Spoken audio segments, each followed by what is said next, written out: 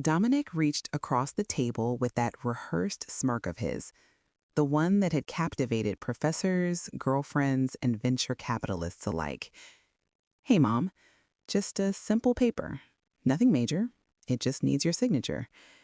He slid the document toward me with one hand, but I observed the other hand slipping below the table.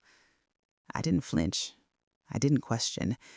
I allowed the eggplant parmesan to grow cold on my plate while I watched him sneak a second form beneath the first. I'd seen enough doctored agreements in my years managing legacies to recognize what a forgery looked like. He'd become complacent with it. The arcs of the Y in my surname were too rigid. The spacing of the ink was the wrong tone. He didn't even attempt to conceal the switch. He genuinely believed I wouldn't notice. So I smiled. I took the top sheet, neatly flipped it over, and pretended to peruse it. "Remind me what this is for again," I asked. "Just a minor authorization," Dominic said smoothly. "Something to keep things in order for tax time." I nodded slowly and handed it back. "Leave it here. I'll review it after our meal." He hesitated just a flicker, then the grin came back. "Sure, of course." His wife, Chloe, raised her wine glass across the table to family and a fresh financial start. I lifted mine too. "To clear boundaries," I stated, and took a slow sip. They had no idea. The trust they were attempting to access was drained, reassigned, and secured. I'd withdrawn every dollar yesterday and activated the red alert protocol with my lawyer, just as we'd practiced. At that very moment, any effort to access the original accounts would trigger a sequence of digital notifications, one to the bank, one to Mr. Harrison, and one just for me. My phone vibrated softly in my jacket pocket. I didn't even glance at it. I just kept smiling, watching my son reach for something that was already gone. There was a time Dominic used to kiss my cheek before school and say, "Thanks for working so hard, Mom." That was before he comprehended what money genuinely meant, before the chasm between us grew wider, not just in years, but in principle. After Julian passed away, I didn't have a moment to mourn. Sorrow didn't cover tuition or place food on the table. I took on a second job the week after the memorial service, weekend receptionist at a neighborhood clinic in Denver. By the next month, I was also tutoring in the evenings. 3 jobs, no holidays, no help. Just a weary woman pushing grocery carts at midnight and folding laundry at sunrise. Every cent went to Dominic. Private school, because the public one was crumbling. SAT preparation courses, because he had a future I refused to let deteriorate. When he got into Georgetown, I wept in the parking lot of my third shift. He never knew I sold my wedding band to help cover his textbooks. I recall wiring the down payment for his first residence. He didn't ask, but he allowed me to offer, said it would be temporary. I told him to pay it forward someday. He nodded, already preoccupied, looking at granite countertops online. When he wed Chloe, I paid for the honeymoon, 7 nights in Hawaii. I remember the thank you card she sent. It was signed with gratitude, but the ink was smeared. I kept it anyway. I never remarried, never considered it much. My heart was devoted to raising a boy into a man. That was enough for me. But something changed the year Dominic started earning more than I did. Phone calls got shorter. Updates turned into bullet points. I was no longer the woman who held the world together. I was the woman who didn't understand. At holidays, they talked investments and tech startups while I refilled the mashed potatoes. I stopped bringing homemade bread after Chloe whispered it was a bit too rustic for their spread. It struck me hardest when Dominic said, "You're fortunate you don't have to worry about real work anymore." That was when I understood he didn't see me as strong. He saw me as expendable. It began subtly. Most deceptions do. Dominic stopped calling just to chat. Every conversation turned into an inquiry about finances. So, how much do you still have from Dad's life insurance? Ever consider consolidating your accounts? Need help managing your portfolio, Mom? Each time I laughed it off, shifted the topic, but I recorded the questions in a small blue notebook I kept hidden in my pantry behind the flour. Chloe came by more frequently than usual. Always smiling, always breezy. We should help you sort out your paperwork sometime, Myra. You've got so much stuff. Wouldn't it be easier to just sign a few forms and let Dominic handle things for you? I told her I enjoyed doing things myself. She giggled. Oh, I'm sure. But at some point, don't you want to relax? Just hand it off and enjoy your days? Then one morning, I noticed the office drawer was slightly ajar, the one where I kept the duplicate key to my fireproof box. I remembered locking it. I always locked it, but now it clicked open with no resistance. The spare key was gone. I didn't say a word. I started scanning all my documents, keeping backups on a flash drive I wore around my neck like a charm. I changed my passwords. I moved my most sensitive paperwork into a safety deposit box at the credit union. Then came the call that confirmed everything. Mrs. Sterling, this is Ryan. Ryan Turner. I was in your 12th grade civics class. I remembered him. Sharp, kind eyes, neat handwriting. I'm a financial officer now, he said. You didn't hear this from me, but someone tried to authorize a change on your trust. Something felt off, so I stopped it. My chest tightened, but my voice stayed calm. Thank you, Ryan. You did the right thing. That night, I called Mr. Harrison, an estate lawyer I'd met once at a church seminar. We built the Red Alert system together, every document, every transfer, every alert tied to my fingerprint and voice, because I wasn't going to wait to be stolen from. Not again. I was 58 when my Aunt Pamela passed away.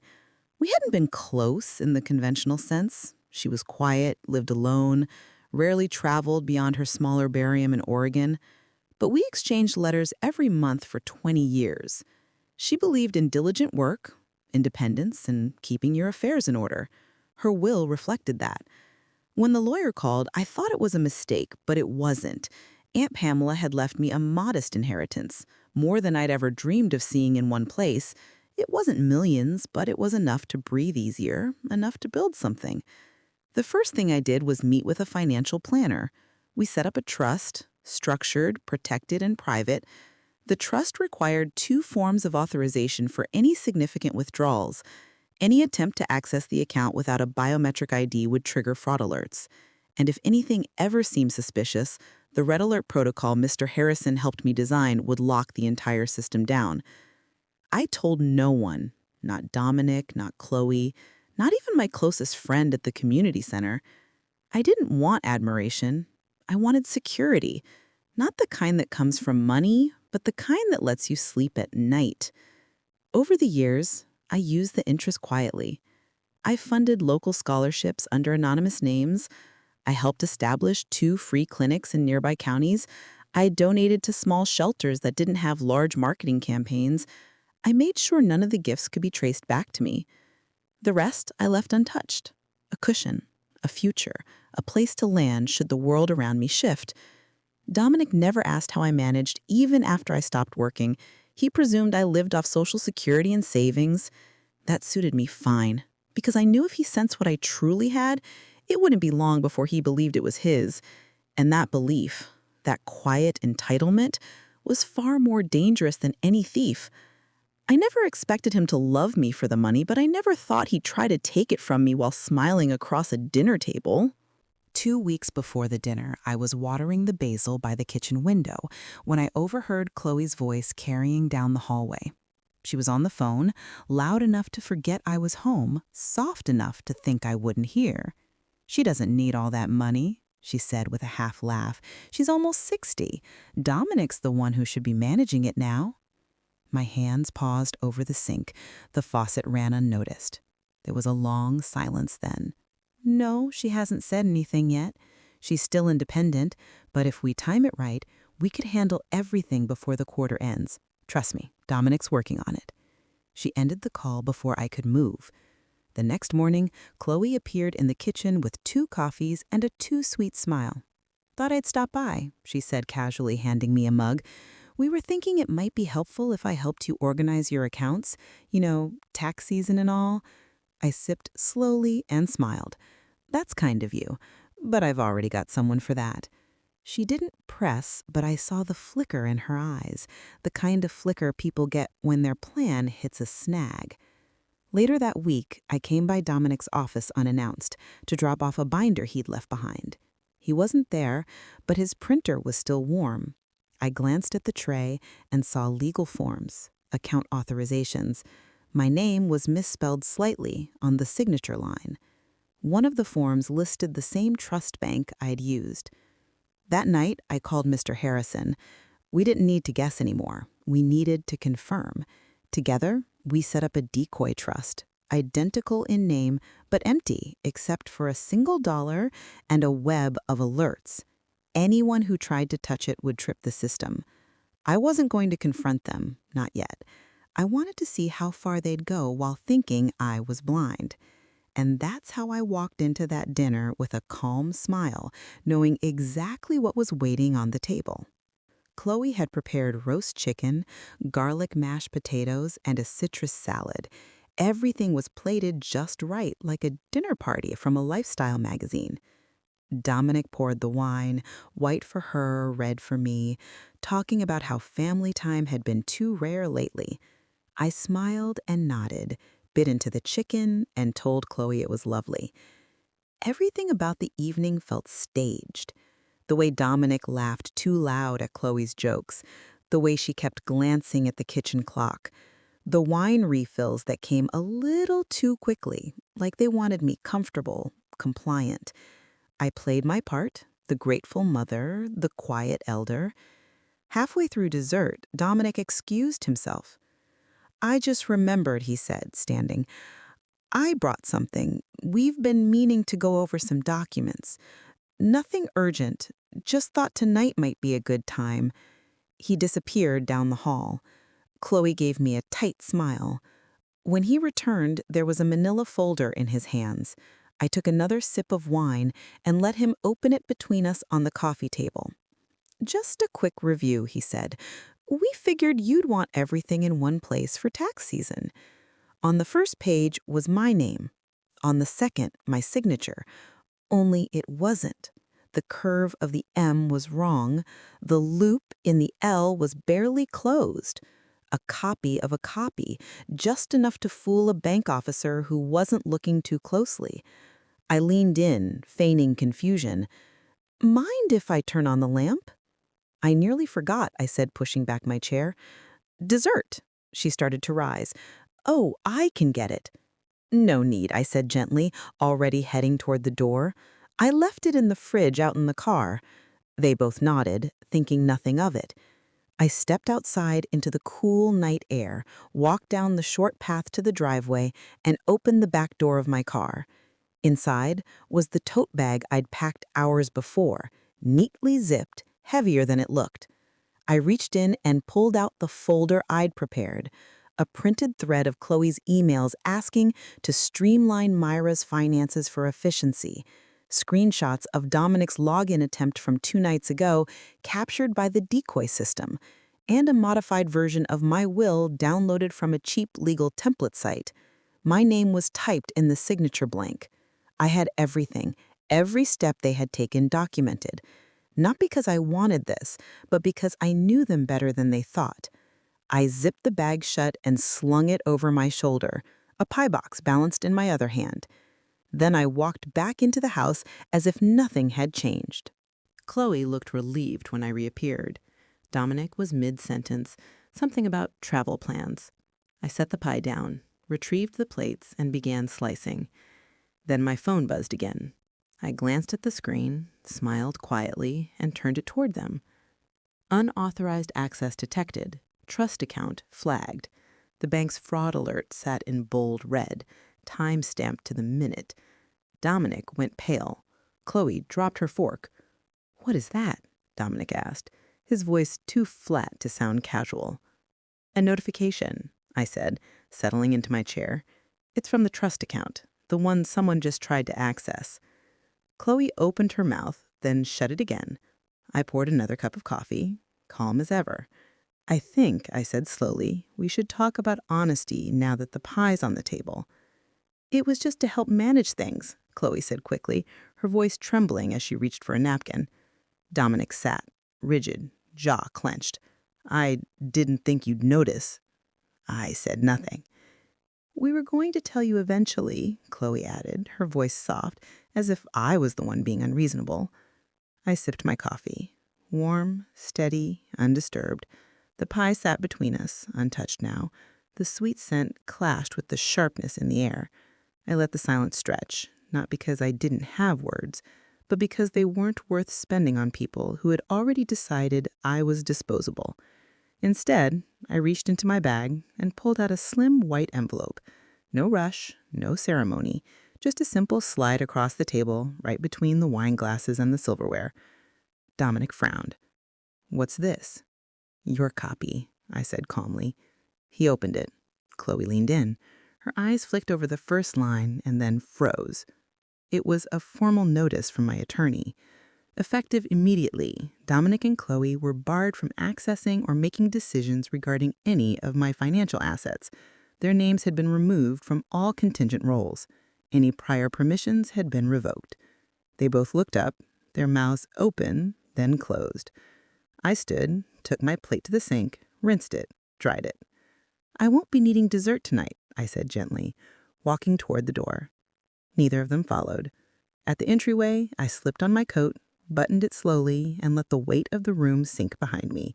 No slamming doors, no shouting, just the soft click of my shoes as I walked to the car. And when I pulled away from the curb, the last thing I saw through the window was Dominic, still holding the letter, like it might change if he stared long enough. But it wouldn't.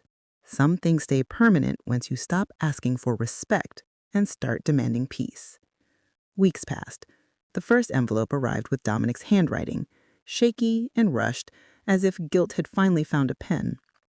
Inside was a letter full of pleas, regrets, and a not-so-subtle request to correct the paperwork so we can put this behind us. I didn't reply. Instead, I forwarded it to my lawyer, who replied with a brief chuckle and then a more formal update. Dominic and Chloe had filed a challenge against the trust. It didn't last 10 minutes in court. The judge barely looked up from the documents before ruling. The trust was airtight, notarized, signed, witnessed, and registered months in advance. Every safeguard Aunt Pamela and I had put in place had held. Dominic's challenge was dismissed with prejudice. I changed my number that evening. Chloe tried a different approach. Emails, voicemails from unknown numbers, even a bouquet of lilies sent to my mailbox with a card that read, "Let's start fresh." I left them at the curb. That night, I slept with the windows open, the air crisp and clean.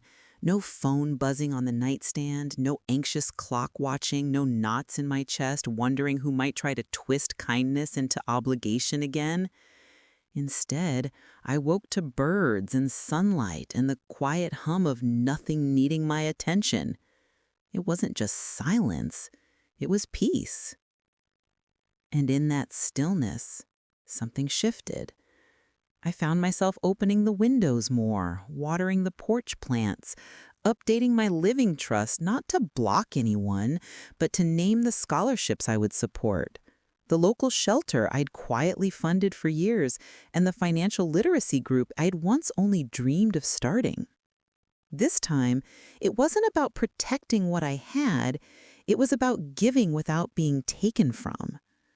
And just as I folded the final document into its envelope, another letter slid through the mail slot. No return address, but I recognized the penmanship. Dominic, again. But this time, I didn't even open it. I picked up the letter, walked to the fireplace, and let it burn. I sold the house in early spring. No big announcement, no farewell dinner, just a quiet listing, a firm offer, and a signature that for once was entirely mine. I packed what mattered, donated what didn't, and left behind the echo of years that no longer felt like home. The coastal town I chose wasn't flashy. It didn't have luxury condos or wine bars with velvet chairs, but it had something else. Salt air, seagulls, and a public library that still smelled like paper. I introduced myself to the head librarian on my second visit. By the end of the week, I'd funded a new literacy wing in Aunt Pamela's name. She would have liked that. Her legacy tucked not behind lawyers and locked accounts, but between shelves and whispered stories. The cat came next, a gray tabby with lopsided ears and eyes like she'd already seen everything. I named her Juno, after the goddess who protects women. Juno follows me from room to room but never begs. She curls at my feet while I write donation checks or mark up foundation plans in red ink. She reminds me what stillness without sadness feels like.